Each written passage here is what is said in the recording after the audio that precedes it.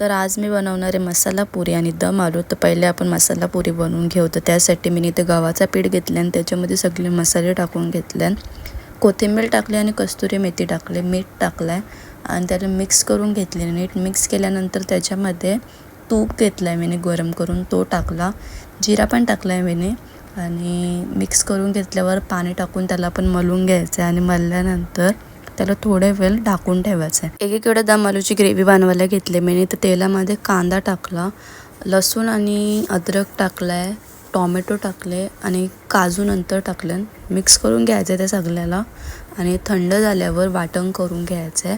आणि त्याच तेलामध्ये मी बटाटे घेतले आणि ती कापून त्याला फ्राय केला आहे गोल्डन ब्राऊन होईस्तोवर। तर बटाटे नीट फ्राय झाल्यावर त्याला बाजूला काढायचे आणि त्याच पॅनमध्ये मी भाजी बनवणार आहे।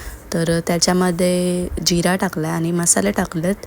मग जो आपण वाटण रेडी केलं तो टाकला, मिक्स केला आणि पाणी टाकला थोडं। बटाटे फ्राय केली ती टाकली, मीठ टाकलं आणि कस्तुरी मेथी टाकली, मिक्स करून थोडंसं शिजवून दिला।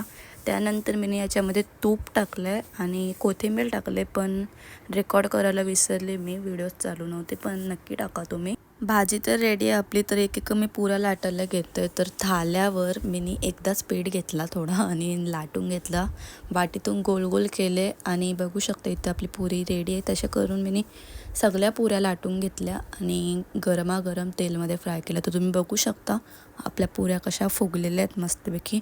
एक एक करून सगळ्या पुऱ्या फ्राय करून घेतल्या आणि इथं आपल्या पुऱ्या पण रेडी आहेत आणि दम आलूची भाजी पण रेडी आहे। रेसिपी आवडली असेल तर नक्की बनवा, व्हिडिओला लाईक करा आणि चॅनलला सबस्क्राईब करायला अजिबात विसरू नका। Bye bye.